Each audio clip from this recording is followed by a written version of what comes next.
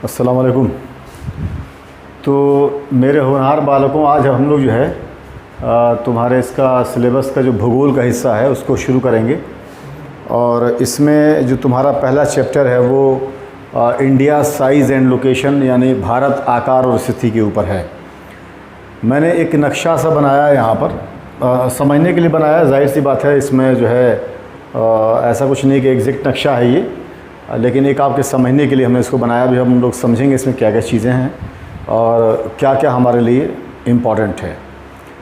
देखिए, एक तो जो जैसे आप जानते हो कि हमारे कंट्री के ऑलमोस्ट बीचों बीच से ये ट्रॉपिक ऑफ कैंसर जो है, कर्क रेखा जिसको कहते हैं हम लोग, ये कर्क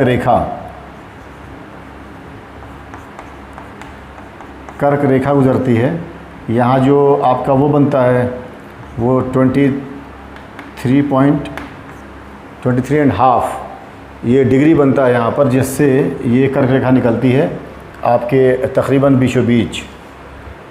इसमें इम्पॉर्टेंट बात ये है, पहले हम लोग भारत के बारे में समझ लेते हैं। जैसे देखिए, एक तो जो हमारा देश है भारत, ये एशिया में अगर देखा जाए तो पूरब और पश्चिम, अगर एशिया की पूरी बात हम लोग करें तो एशिया के एतबार से पूरब और पश्चिम के बीच में ये हमारा देश है।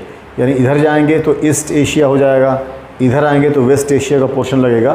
तकरीबन इसके बीच में हम लोग हैं, हमारा देश है। अब हमारे देश में अब इम्पॉर्टेंट चीज़ें क्या हैं, जैसे अगर ये हमारा पूरा बाउंड्री हो गया, आप जिसे देख पा रहे हो। अब अगर इसको ऊपर जोड़ेंगे तो पाकिस्तान का हिस्सा, यहाँ बांग्लादेश का हिस्सा होगा, वो बात की बात है। आप सब जानते हो इस एरिए में, ये जो एरिया हमारा है ये हिंद महासागर पड़ता है। ये महासागर जो ये पूरा फैला हुआ है, यहाँ पर इसको जो हम लोग इस एरिए के लिए बंगाल की खाड़ी कहते हैं। आप जानते ही हो आप लोग, बंगाल की खाड़ी, ठीक है। तो ये जो बंगाल की खाड़ी है, जो आप ये पूरा इसको जो है इंडियन ओशन कहते हैं, हिंद महासागर। वो इसलिए कहते हैं हिंद महासागर कि इंडिया के वजह से, हिंदुस्तान के वजह से इसको हम लोग हिंद महासागर कहते हैं।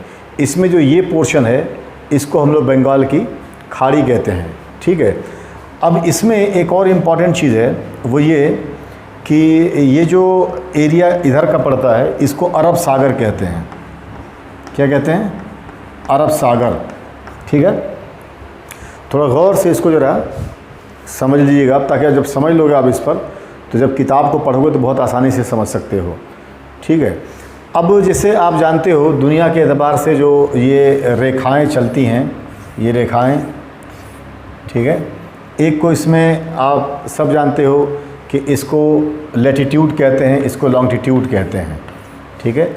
अगर हम लोग इसको हिंदी के एतबार से बात करना चाहें तो इसको जो है ये जो रेखाएं चल रही हैं इसको अक्षांश कहेंगे और इसको देशांतर कहेंगे, ठीक है।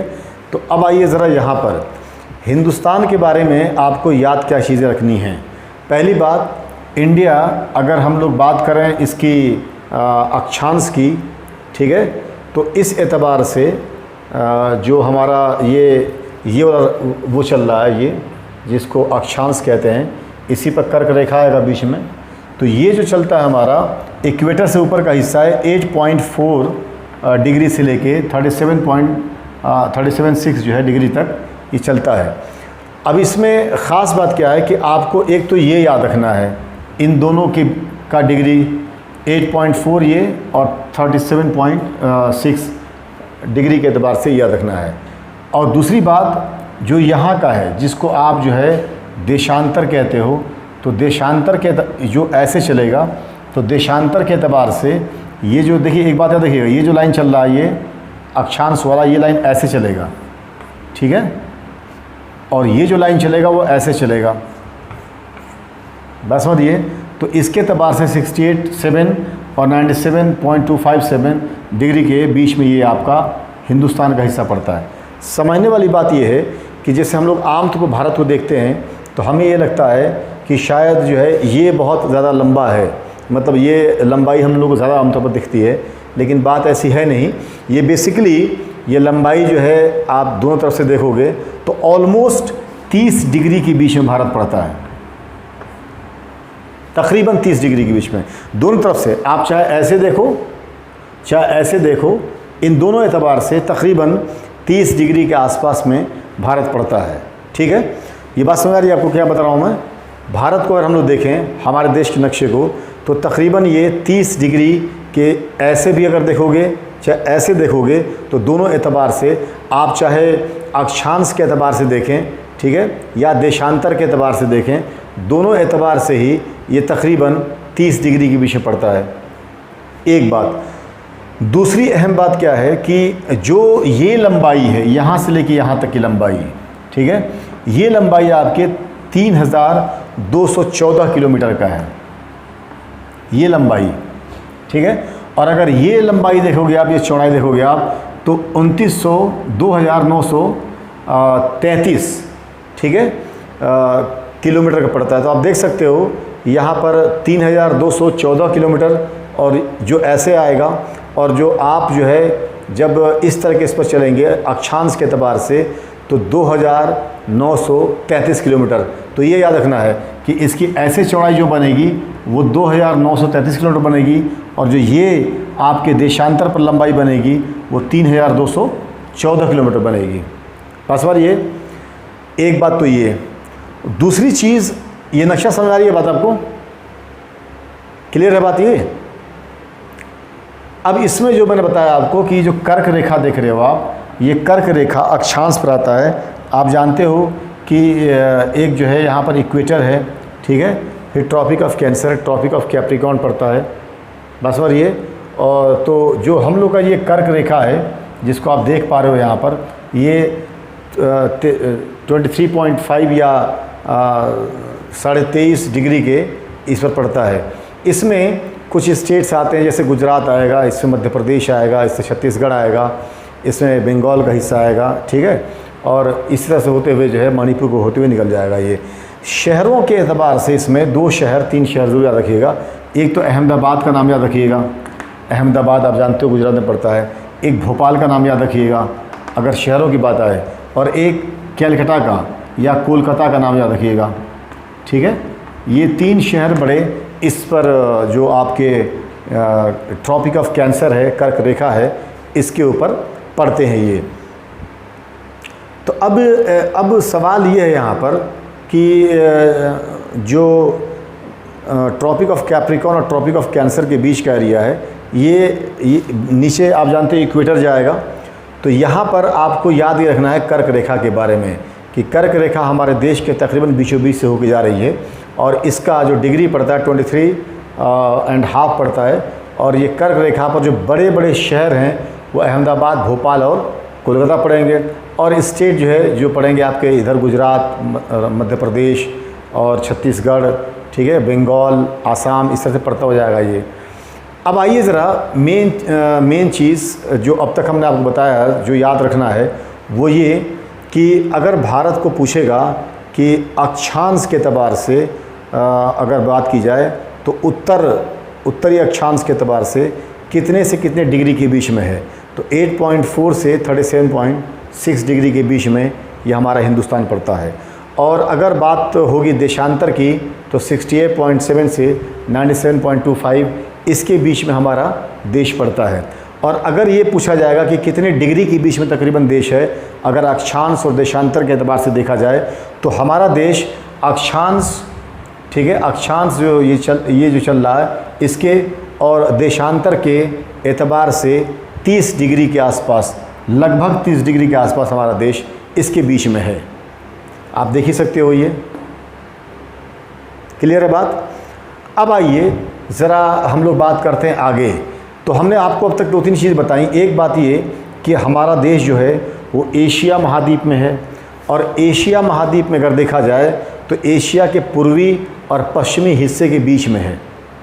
इधर पूर्वी हिस्सा हो जाएगा एशिया का, इधर पश्चिमी हिस्सा हो जाएगा, इसके बीच में हमारा देश है जिसको हम भारत या इंडिया कहते हैं। दूसरी बात हमने बताई आपको कि अगर अक्षांश की बात हो तो ये अक्षांश इससे लेके इसके बीच में है, अगर देशांतर की बात हो तो इससे लेके और इसके बीच में है। अब यहाँ पर एक बात जो समझने वाली है वो ये कि अक्षांश जो होता है इसका इम्पोर्टेंस क्या होता है। तो इससे किसी भी जगह का हैबिटेशन पता चलता है, यानी वहाँ पर रहन सहन का मामला कैसा होगा, वहाँ पर खेती बाड़ी का मामला कैसे होगा, ये इससे निकल के आता है। और देशांतर आप समझ सकते हो कि देशों के बीच में अंतर जिस चीज़ से तलाशा जा सके उसे देशांतर कहते हैं। ठीक है, तो ये जो देशांतर होता है इससे बेसिकली हम लोग समय निकालते हैं। मैं बताऊंगा अभी आपको कि समय निकालते कैसे हैं। ठीक है, अब आइए ज़रा हम लोग भारत के क्षेत्रफल के एतबार से कुछ बात कर लें। तो पहली बात तो ये है कि भारत का क्षेत्रफल जो है वो 32.8 लाख वर्ग किलोमीटर है, यानी 32.8 वर्ग किलोमीटर का हमारा क्षेत्रफल है। तो आप समझ सकते हो कि अगर क्षेत्रफल की बात की जाए तो इस एतबार से हमारा देश काफ़ी बड़ा देश है, जो कि 32.8 लाख वर्ग किलोमीटर इसका पूरा क्षेत्रफल बनता है। अब जाहिर सी बात है, ये क्षेत्रफल सिर्फ इसका नहीं है, बल्कि इसके अलावा आप जानते हो अंडमान निकोबार यहाँ पर है, यहाँ लक्षद्वीप है। इन सारे को लेकर हमारा जो क्षेत्रफल बनता है देश का वो 32.8 यानी 32.8 लाख वर्ग किलोमीटर। तो एक बात तो ये आपको याद रखना है क्षेत्रफल के एतबार से, चूँकि हम लोग आकार और स्थिति की बात कर रहे हैं। ठीक है, दूसरी बात, दुनिया की ज़मीन जो है उसके एतबार से हमारे पास जो लैंड है, हमारे देश के पास जो ज़मीन है वो तकरीबन 2.4% है। कितना है? 2.4%, यानी दुनिया की ज़मीन का 2.4% ज़मीन हमारे पास है, यानी इंडिया के पास है, भारत के पास है। ठीक है, तो एक बात तो याद रखना है। तीसरी बात, हमारा देश दुनिया का 7वां सबसे बड़ा देश है क्षेत्रफल के एतबार से। किसके एतबार से? क्षेत्रफल। वरना जनसंख्या की अगर बात हो तो हमारा देश आप जानते ही हो दुनिया में दूसरा नंबर पर आता है। पहले नंबर पर चाइना आता है और दूसरे नंबर पर जो है हमारा देश भारत आएगा। अगर हम लोग बात करेंगे क्षेत्रफल की तो नहीं, मतलब पॉपुलेशन की, तो पॉपुलेशन में जनसंख्या में हमारा देश दूसरे नंबर पर है। जो आप देख रहे हो यहाँ पर मैंने लिखा है ये कि अगर हम लोग जनसंख्या की बात करेंगे तो हमारा देश आ जाएगा दूसरे नंबर पर। ठीक है, लेकिन अगर हम लोग बात करेंगे क्षेत्रफल के एतबार से तो दुनिया में 7वां नंबर है हमारा सबसे बड़ा देश होने की हैसियत से क्षेत्रफल के एतबार से। मैंने इसके लिए यहाँ पर देखिए एक चीज़ लिख दिया है, दुनिया में सबसे बड़ा देश क्षेत्रफल के एतबार से वह है रूस। आप देख सकते हो यहाँ पर मैंने लिखा है नंबर 1 रूस, नंबर 2 कनाडा, नंबर 3 USA जिसको आप अमेरिका कहते हो, संयुक्त राज्य अमेरिका हिंदी में, नंबर 4 चीन, नंबर 5 ब्राज़ील, नंबर 6 ऑस्ट्रेलिया और नंबर 7 भारत। आपके सामने है, आप इसे देख सकते हो। ठीक है, अगर दुनिया में पूछा जाएगा आपसे कि दुनिया की सबसे बड़ा देश दुनिया में कौन सा है तो क्षेत्रफल के एतबार से तो आप बताओगे रूस को। अगर दुनिया में सबसे बड़ा देश जनसंख्या के एतबार से पूछेगा तो आप बताओगे चीन। ठीक है, जनसंख्या के एतबार से चीन, क्षेत्रफल के एतबार से नंबर 1 देश रूस, और जनसंख्या के एतबार से दूसरे नंबर पर जो देश है वो भारत है, इंडिया है, हमारा देश है। अगर क्षेत्रफल की बात की जाए तो हमारा देश 7वें नंबर पर आता है। अब ये किस नंबर पर कितने देश आते हैं आप 7 नंबर तक देख सकते हो। आप अगर ये याद कर लो तो बहुत अच्छी बात है कि नंबर 1 तो याद रहना ही चाहिए आपको रूस का, और नंबर 7 कम से कम भारत। ये 2 देश तो याद रहने चाहिए। और हाँ, चूँकि इस वक्त चीन से टकराव का मामला चल रहा है तो चीन का भी याद रखिएगा, नंबर 4 पर आता है, बल्कि 7 तो याद कर ही सकते हो आप। नंबर 1 रूस, number 2 Canada, number 3 USA, number 4 चीन, नंबर 5 ब्राज़ील और नंबर 6 ऑस्ट्रेलिया और नंबर 7 पर भारत। तो हम लोग बात कर रहे थे यहाँ पर इसके एतबार से अभी कि क्षेत्रफल के एतबार से। मैं एक दफ़ा समझा दूँ फिर मैं आता हूँ उस पर, दोबारा आपको रिवाइज़ करा दूँगा, चूँकि ये थोड़ा टेक्निकल आप जानते हो ज्योग्राफी का मामला होता है जिसको भूगोल कहते हो आप, तो थोड़ा सा ध्यान से देखिएगा भी, सुन लीजिएगा भी, इसको समझने की कोशिश करिएगा। चूँकि आप हमारे सामने नहीं हो, अगर आप हमारे सामने होते तो शायद मैं और बेहतर तरीके से समझा पाता। चूँकि कुछ चीज़ें जो आपको मिस हो रही होती, जो आप नहीं समझ पा रहे होते, तो मैं और उसको समझाता अच्छे तरीके से। लेकिन चूँकि ये ऑनलाइन क्लास है, वर्चुअल क्लास है, तो इसमें यह है कि मैं आपको देख तो रहा नहीं हूँ कि आप कितना समझ पा रहे हो, लेकिन हाँ कोशिश पूरी करूँगा मैं इंशाल्लाह कि आप बेहतर समझ सको। और समझने के बाद आप एक दफ़ा किताब पढ़ लीजिएगा, इंशाल्लाह रहमान आपको दिक्कत नहीं होगी। तो मैं जैसे बता रहा था, 7वां देश क्षेत्रफल के एतबार से, दूसरा देश जनसंख्या के एतबार से। अब अगर बात की जाए पूरे देश की, तो देश में हमारा स्थल सीमा रेखा जो है, स्थल सीमा रेखा से मतलब ये होता है कि ये जो एरिया हमारा है, ये सब एरिया, ये स्थल सीमा रेखा है, ठीक है। इस एरिया, ये जो हमारा एरिया पड़ता है, इस कितना किलोमीटर है, तो ये 15,200 किलोमीटर पड़ता है, जो स्थल सीमा रेखा है। तो स्थल सीमा रेखा से मुराद ये है कि वो एरिया जो समंदर से इसका मामला नहीं है, जो तटीय क्षेत्र नहीं है, तो उसके एतबार से हमारे देश का जो सीमा रेखा बनता है वो तकरीबन 15,200 किलोमीटर का बनता है, ठीक है। और इसके बाद जाहिर सी बात है हमारे देश के पास समंदर भी है और समंदर से लगा हुआ हमारा देश है, तो हम लोग को ये भी देखना होगा कि समुद्री तट के एतबार से क्या मामला है। तो समुद्री तट की अगर बात की जाए तो 7,000, ठीक है, 516.6 किलोमीटर पड़ता है। आप यही याद कर लो, 7,516 किलोमीटर। अब ये 7,516 किलोमीटर देख रहे हो आप, ये एक तो ये पूरा एरिया जो गुजरात से लगा हुआ ये पूरा आ रहा है, ये एरिया। इसके अलावा आप जानते हो यहाँ पर अंडमान निकोबार है, ठीक है, और यहाँ पर लक्षद्वीप है, लक्षद्वीप। इन दोनों का काउंट करने के बाद ये टोटल है, ये 7,516 किलोमीटर का समुद्री तट हमारे देश के पास है, ठीक है। समुद्री तट पर मैं एक बात आपको ज़रूर बताना चाहूँगा, वो ये कि अगर हम लोग राज्यों के एतबार से समुद्री तट की बात करें तो सबसे बड़ा समुद्री तट राज्य के एतबार से अगर देखा जाए तो वो गुजरात के पास है। क्यों? क्योंकि यहाँ पर आप जानते हो ये जो ये ऐसे करके गुजरात में आता है, तो ये पूरा तटीय क्षेत्र है। तो हमारे देश में अगर बात हो राज्यों की, तो राज्यों के एतबार से अगर हम लोग राज्य की बात करें तो राज्य के एतबार से सबसे बड़ी तटीय क्षेत्र, सबसे बड़ी समुद्री तटीय क्षेत्र जिसके पास है वो राज्य है गुजरात। इसको भूलिएगा मत, क्योंकि अक्सर लोग सोचते हैं तमिलनाडु होगा, चाहे केरल होगा, ठीक है, चाहे कर्नाटका हो सकता है, चाहे आंध्र प्रदेश होगा या बंगाल होगा, ये लोग नहीं है। सबसे बड़ी तटीय क्षेत्र अगर राज्य के एतबार से देखा जाए तो वो गुजरात के पास है। ये बात याद रखना, ये बहुत इंपॉर्टेंट है। और कमाल की बात ये है कि ये आपके लेवल से लेके यूपीएससी तक में ये सवाल पूछता है कि इंडिया में जो राज्य हैं, तो राज्यों के एतबार से सबसे बड़ा तटीय क्षेत्र किसके पास है? तो राज्य की अगर बात की जाए तो सबसे बड़ा तटीय क्षेत्र गुजरात के पास है। अच्छा, ऐसा क्यों है? क्योंकि आप जानते हो यहाँ पर गल्फ़ ऑफ खंबात जो है, जो खंबात की खाड़ी कहते हैं, अंदर तक घुसा हुआ है इसे, ये पूरा पानी है, तो ये पूरा तटीय क्षेत्र चल रहा है ये, तो इसलिए सबसे बड़ा तटीय क्षेत्र गुजरात के पास है। तो जैसे मैं बता रहा था आपको कि अगर स्थल सीमा रेखा की बात हो तो स्थल सीमा रेखा से मतलब ये सब सीमा रेखा है, ठीक है, ये सब स्थल पर है, क्योंकि यहाँ पे नीचे बांग्लादेश आ जाएगा और यहाँ पर हम लोग का सेगमेंट ख़त्म हो जाएगा। तो ये जो पूरा है ये स्थल है। तो स्थल सीमा रेखा की बात होगी तो 15,200 किलोमीटर का एरिया पड़ता है, सीमा रेखा है। अगर समुद्री तट की बात की जाएगी तो 7,516.6 किलोमीटर पड़ता है, जिसमें ये सारा एरिया लिया हुआ, इसके साथ अंडमान निकोबार और लक्षद्वीप, ये सारे इसमें आ जाएंगे, ठीक। अगली बात, हमारे देश में जो टाइमिंग का मामला है, जिसको हम लोग कहते हैं कि टाइम निकालना, तो हमारे यहाँ जो टाइम निकालने का मामला है वो डिफरेंस गुजरात से लेके अगर यहाँ अरुणाचल की बात की जाए तो इसके बीच में तकरीबन 2 घंटे का फ़र्क होता है। यानी यहाँ पर जो टाइम हो रहा होगा उससे 2 घंटा यहाँ पर आगे चलेगा, या यहाँ पर जो हो रहा होगा इससे 2 घंटा यहाँ पीछे चलेगा।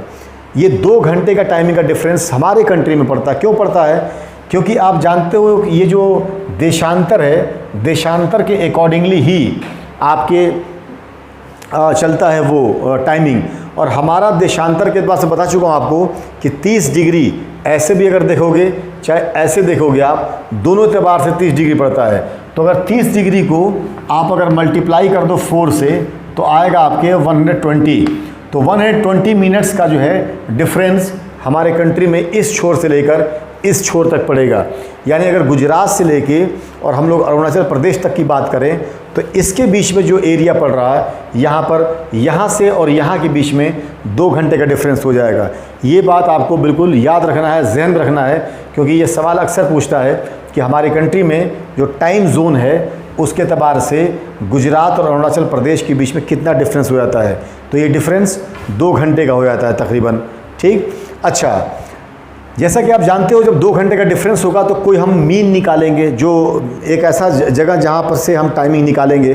तो हमने जो टाइमिंग निकालने की जो अपना वो बनाया है, पैरामीटर बनाया है, ये जो हमारा चल रहा है देशांतर का रेखा, इस रेखा के एतबार से 82.30 ये डिग्री हमने लिया है। और ये डिग्री जो निकल के आता है यहाँ से, इस पर पड़ता है एक जगह मिर्ज़ापुर।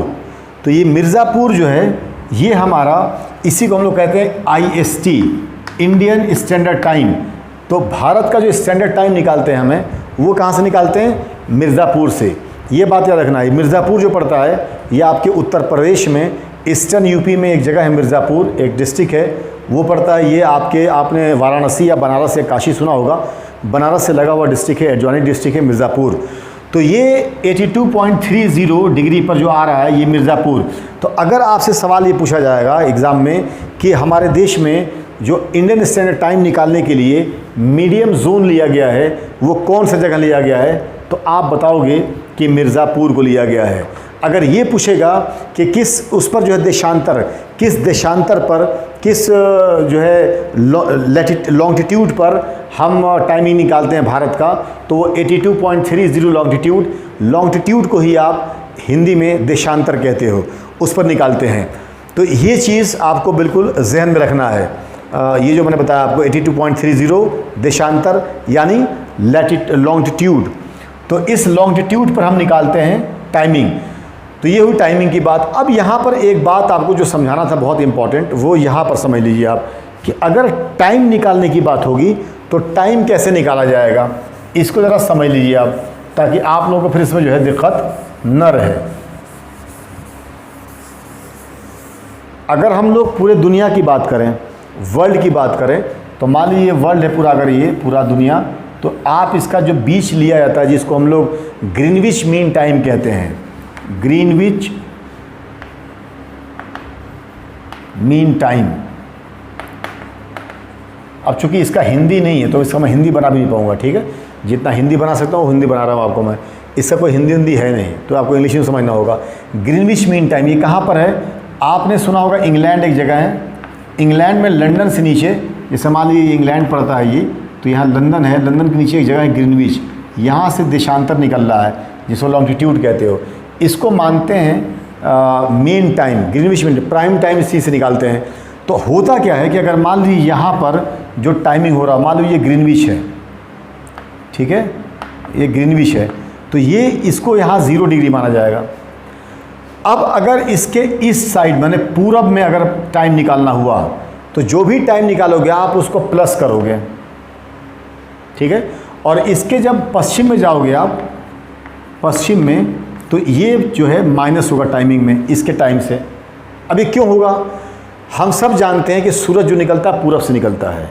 तो सपोज़ करिए अगर ये देश है और सूरज यहाँ से निकल रहा है, तो सूरज निकलेगा जब यहाँ पर तो पहले इसको हीट करेगा, यहाँ से होने के बाद सूरज आगे बढ़ेगा। तो अगर सूरज यहाँ पहुँचा है तो इतना ट्रेवल कर चुका वो, इतना रास्ता तय कर चुका वो, तो इसलिए इसको प्लस कर देते हैं इधर। और अगर यहाँ की बात की जाए तो सूरज अगर यहाँ पर है तो यहाँ से जब आगे बढ़ना है, अगर कोई टाइम यहाँ का निकालना है तो सूरज को अभी यहाँ इतना आना है, इसलिए इस टाइम को चूँकि अभी पहुँचा नहीं है वहाँ पर है, तो इसको माइनस करते हम लोग हैं। तो एक बात क्या याद रखना है कि जो प्राइम टाइम निकालते हैं दुनिया का, जिसको ग्रीनविच मीन टाइम पर निकालते हैं हम लोग हैं, तो प्राइम टाइम से अगर पूरब जाएंगे हम, ईस्ट जाएंगे तो प्लस होगा टाइमिंग में, और वेस्ट आएंगे, पश्चिम आएंगे तो माइनस होगा। अब निकालते कैसे हैं? जैसे आप सब जानते हो दुनिया को एक तरह से सेमी स्फेरिकल गोल माना जाता है, तो गोल के एतबार से दुनिया का क्या बनेगा? 360 डिग्री बनेगा, ठीक है। आप सब जानते हो एक चीज़ कि जो सूरज का एक चक्कर लगाती है दुनिया वो 24 घंटे में लगाती है। तो अगर आप इसको मल्टीप्लाई कर दोगे 4 से तो कितना आएगा? 4 0 0 4 4 24 और 4 3 12 और 2 14।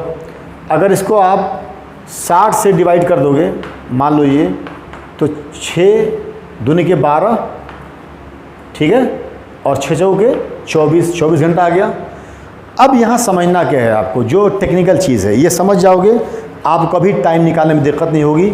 और ये इंशाल्लाह अगर आप समझ गए तो ये आपको आगे क्लासेस में काम आएगा। आप ग्रेजुएशन में जाओगे, चाहे उससे भी आगे जाओगे, आप अगर किसी कंपटीशन की तैयारी करोगे वहाँ भी आपको काम आएगा। तो इतनी चीज़ समझ आ गई।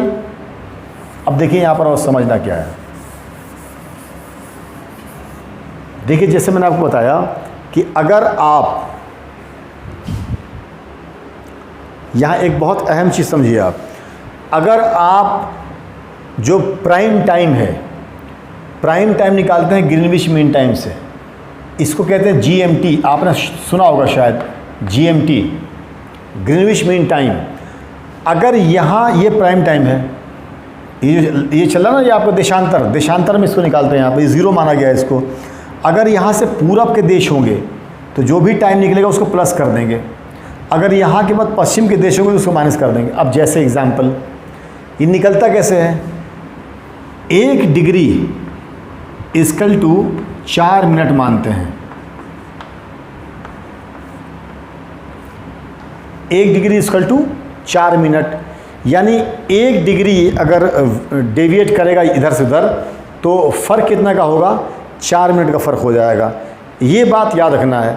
अब जैसे मैंने अभी आपको करके बताया था कि 360 में अगर आप 4 का गुणा करोगे तो 1440 जो मिनट आ रहा है, जब उसको डिवाइड करोगे आप 60 से तो 24 घंटे आ जाएंगे।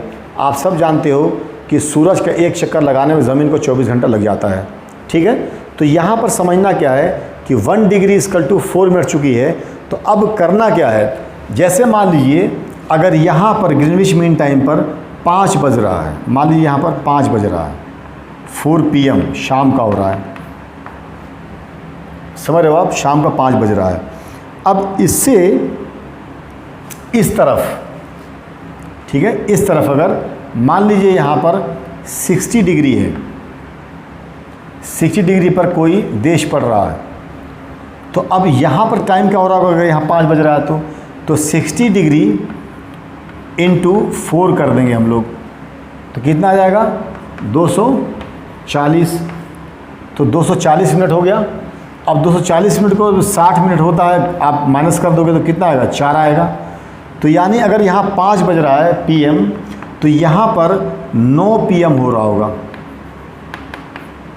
जुड़ जाएगा, बताया मैंने कि जुड़ेगा यहाँ पर आके, ठीक है, क्लियर है बात। और अगर यही 60 डिग्री इस तरफ होगा, इससे पश्चिम में, तो आप जानते हो 4 घंटे निकला, तो इसमें माइनस हो जाएगा। तो 5 में से 4 माइनस कर दोगे तो यहाँ पर 1 PM हो रहा होगा, क्लियर है बात, क्या हो रहा होगा, 1 PM। तो ये चीज़ जो है आपको थोड़ी समझनी है, और आप, मैं समझता हूँ समझ भी गए होंगे। मैं दोबारा बता देता हूँ आपको। दुनिया की जो टाइमिंग निकालते हैं वो निकालते हैं ग्रीनविच मीन टाइम से, इसको प्राइम वो टाइम कहते हैं इसको। और ये जो प्राइम टाइम है यहाँ पर 0 डिग्री माना जाता है, डिग्री के एतबार से अगर देखा है। ये देशांतर की रेखाएं हैं जो देख रहे हो, ये मैं दिखाया था आपको, ये देशांतर की रेखाएं हैं, ठीक है। अब यहाँ पर होता क्या है, मैंने आपसे इस बताया कि अगर इससे पूरब की देश होंगे जो भी, जैसे मान लो इंग्लैंड से पूरब में हम सब पढ़ रहे हैं, अरब पढ़ रहा है, और आपके यूरोप के बहुत सारे आपके देश पड़ते हैं पूरब में, ठीक है। उसके बाद फिर आपका पूरा एशिया का देश पड़ता है, फिर आपका ऑस्ट्रेलिया वगैरह पड़ता है, सब पूरब में पड़ता है अगर वहाँ से देखा जाए। वहाँ से पश्चिम की बात करेंगे तो जाहिर सी बात है आपके अमेरिका पूरा पड़ेगा, जो पश्चिम पड़ेगा। तो बताना मैं ये चाह रहा हूँ कि अगर यहाँ से पूरब की तरफ का टाइमिंग निकालना हुआ, यहाँ का टाइमिंग दे दिया 5 PM मान लीजिए, और पूरब पर 60 डिग्री पर कोई देश है, वहाँ का टाइमिंग क्या हो रहा होगा, तो 60 का मतलब होगा 4 से जब गुणा कर, आप जानते हो मैंने बताया 1 डिग्री इक्वल टू 4 मिनट, यानी 1 डिग्री का जो वैल्यू होगा 4 मिनट का होगा। तो 60 डिग्री का वैल्यू 4 मिनट से निकाल लीजिए, 240 मिनट होगा। 240 को अगर आप 60 से डिवाइड कर तो 4 घंटे आ जाएंगे। तो 5 में 4 जोड़ दोगे आप तो 9 बज जाएगा, यानी अगर यहाँ 5 बज रहा होगा तो यहाँ 9 बज जाएगा, क्योंकि हमने बताया आपको यहाँ प्लस होगा। पश्चिम जाओगे तो माइनस होगा। अगर यहाँ 5 बज रहा है, 60 डिग्री अगर पश्चिम जाओगे आप यहाँ से, तो यहाँ पर 1 बच जाएगा, क्योंकि 5 में से 4 जो है आप माइनस कर दोगे। क्लियर है बात ये? ठीक, वेरी गुड। अब आइए आगे, ये कुछ बात समझ में आ रही है जो बता रहा हूँ अभी आपको मैं? चलिए अब आगे देखते हैं क्या है इसमें मामला। अब देखिए, ये टाइमिंग का हो गया। अच्छा हाँ, IST के माने 2, अभी इसको भी करा दे रहा हूँ अभी।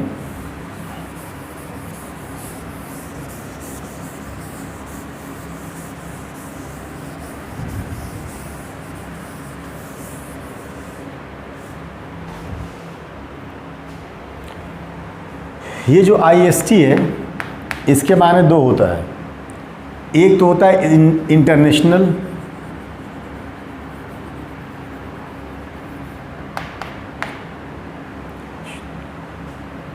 Standard time,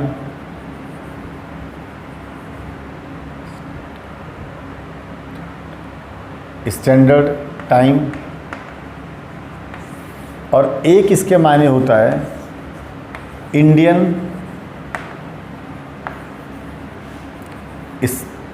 standard time. ठीक है, तो इंटरनेशनल स्टैंडर्ड टाइमिंग जो निकलता है वो ग्रीनविच से निकलता है। कहाँ से निकलता है? ग्रीनविच।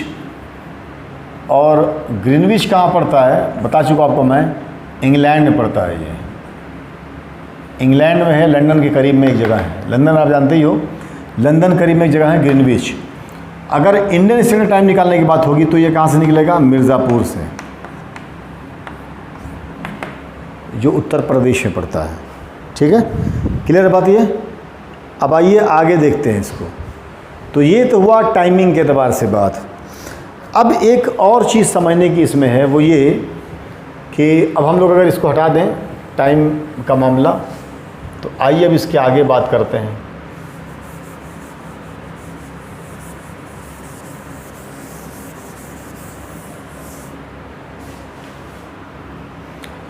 अब हमने यहाँ पर कुछ देशों का नाम लिखा है। ये सारे देश जो हैं भारत के पड़ोसी हैं। क्या है? पड़ोसी। आप सब जानते हो यहाँ पाकिस्तान का हिस्सा है। ठीक है, यहाँ ऊपर से लगा हुआ थोड़ा सा ये अफ़गानिस्तान का हिस्सा है। सही मायने में तो अफ़गानिस्तान इस टाइम बॉर्डर उसका इंडिया से नहीं लगता है, सही मायने में। क्यों?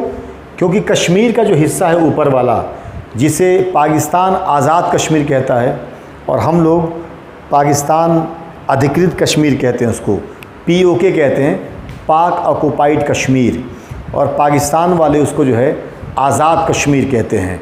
तो अफ़गानिस्तान का जो बाउंड्री या बॉर्डर आके लगता है वो POK में लगता है।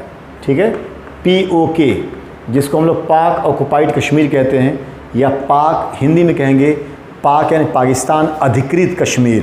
ठीक है, इस पर पाकिस्तान का कब्ज़ा है और पाकिस्तान के लोग इसे जो है आज़ाद कश्मीर कहते हैं। ठीक है, आज़ाद कश्मीर। यहाँ पर आके बाउंड्री लगता है अफ़गानिस्तान का। तो अगर रियल टर्म में देखा जाए तो हमारे देश से अफ़गानिस्तान का बाउंड्री नहीं लगता है, लेकिन जो हमारा क्लेम है कि ये कश्मीर का हिस्सा, ये हमारा हिस्सा है, तो इस एतबार से देखा जाए तो अफ़गानिस्तान आके यहाँ पर लगता है। चीन आप जानते हो इस साइड में चीन पड़ता है। ठीक है, अगर नेपाल की बात की जाए, आप जानते हो यहाँ पर नेपाल का हिस्सा पड़ता है। ठीक है, ये तिब्बत का हिस्सा पड़ेगा, चीन यहाँ भी लगेगा, चीन यहाँ भी लगेगा। बीच में आप यहाँ पर आप जानते हो ये भूटान का हिस्सा पड़ता है, ये भूटान। फिर म्यांमार का हिस्सा जो है वो इधर लगता है, इस एरिया म्यांमार लगता है। देखते जाना गौर से, म्यांमार जिसको आप बर्मा कहते हो, जहाँ पर रोहिंग्या मुसलमानों का मैटर चल रहा है। आपने सुना होगा रोहिंग्या मुसलमान, ठीक है, उनका मैटर जो चल रहा है वो यहीं चल रहा है। फिर बांग्लादेश जो है वो ये है, बांग्लादेश। क्लियर है? श्रीलंका आप जानते हो यहाँ पड़ता है। ठीक है, मालदीव जो है वो लक्षद्वीप के नीचे यहाँ पर एक देश पड़ता है, मालदीव। लक्षद्वीप हमारा ही द्वीप समूह है, द्वीप है भारत का, और इसके नीचे पड़ता है एक देश मालदीव। ये मुस्लिम देश है और हमारा पड़ोसी है, और अच्छी बात यह है कि इससे हमारे ताल्लुकात या रिलेशंस अच्छे हैं मालदीव से, तो ये है।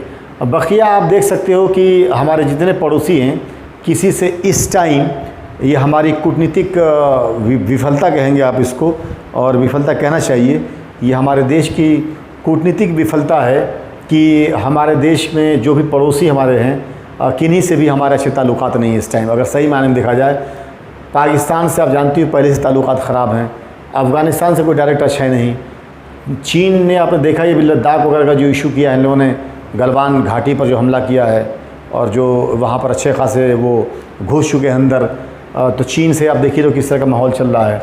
और यहाँ पर आपने देखा होगा चीनी सामान बाइकआउट करने के लिए बात कर रहे हैं। कमाल की बात ये है कि क्या क्या बाइकआउट करेंगे आप, ये बाइकआउट कोई हल तो है नहीं इसका। लड़िए थोड़ा सा चीन से, लड़ा के थोड़ा सा देखिए, माहौल बनाइए, क्योंकि जो यहाँ बहुत सारे बहादुर पल रहे हैं बेचारे, जो लंबी लंबी बातें कहते हैं कि हमारी ये सेना, हमारी वो सेना, उनके लिए जो है एक अच्छा मौका है कि लड़े, निकल के आएँ, थोड़ा सामने दिखे। तो जो जिन्होंने प्राइवेट सेनाएँ बना रखी हैं, किस RSS बना रखा है, तो साहब जो है वो हिंदू सेना, तो क्या बोलते हैं उसको, करणी सेना, तो उठा सेना, पटक सेना बना रखा है इन लोगों ने। अब ज़रा बहादुरी दिखाने का मौका है, थोड़ा दिखाएं लोग यहाँ पर आके बहादुरी। फिर नेपाल, आप जानते हो कि नेपाल भी अब आँखें दिखा रहा है हिंदुस्तान को।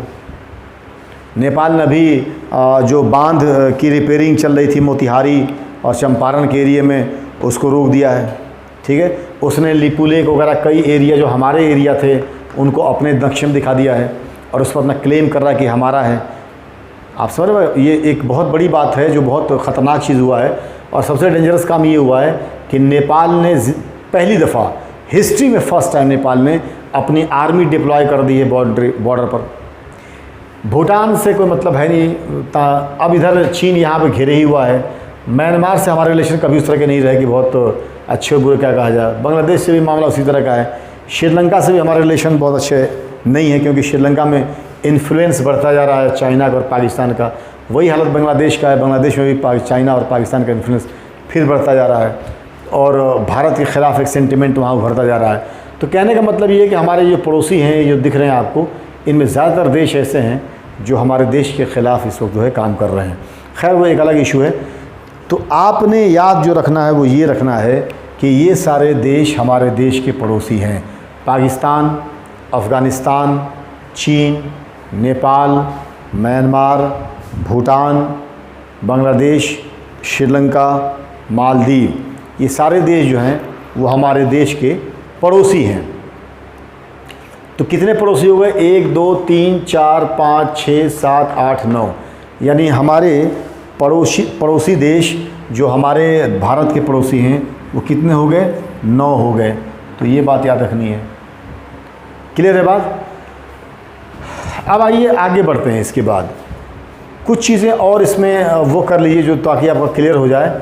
एक तो जो डेसिमल सिस्टम है, जिसको आप दशमलव पद्धति या प्रणाली कहते हो, पूरी दुनिया में जो दशमलव गया है वो भारत से ही निकल के गया है। तो आज दुनिया में जहाँ जहाँ भी दशमलव का यूज़ हो रहा है वो भारत से ही जाके हो रहा है, ठीक है। तो डेसिमल सिस्टम या दशमलव पद्धति जो गया है वो भारत से गया है और दशमलव पद्धति को दुनिया में। दूसरी बात, पूरी दुनिया में मसाला जो है, आप गरम मसाला जिसको कहते हो, मलमल कहते हो, मलमल तो खैर और जगहों पर होता है, लेकिन मसाला जो है ये ख़ास तौर से हमारे देश में दक्षिण भारत में होता है। ये जो एरिया है यहाँ पर मसाले का मामला है दक्षिण भारत में, और पूरे दुनिया में मसाले जो गरम मसाले जाते हैं वो उनका बहुत बड़ा हिस्सा जो है वो हमारे देश से जाता है, दक्षिण भारत से आता है। याद क्या रखना है कि मसाला जो है हमारे देश में सबसे ज़्यादा जो पैदा होता है वो दक्षिण भारत में पैदा होता है। अगली बात जो याद रखने वाली है वो ये कि हमारे देश में जो राज्यों के एतबार से अगर बात की जाए तो कितने राज्य हैं, कितने केंद्र शासित प्रदेश हैं। अगर हम लोग इसकी बात करें तो एक आखिरी बात मैं चाहूँगा कि इसमें भी आप थोड़ा सा वो देख लो। वो ये है कि पहले हमारे देश में 29 राज्य हुआ करते थे और 7 केंद्र शासित प्रदेश हुआ करते थे। लेकिन अब जो है स्थिति बदल गई है। अब क्या है कि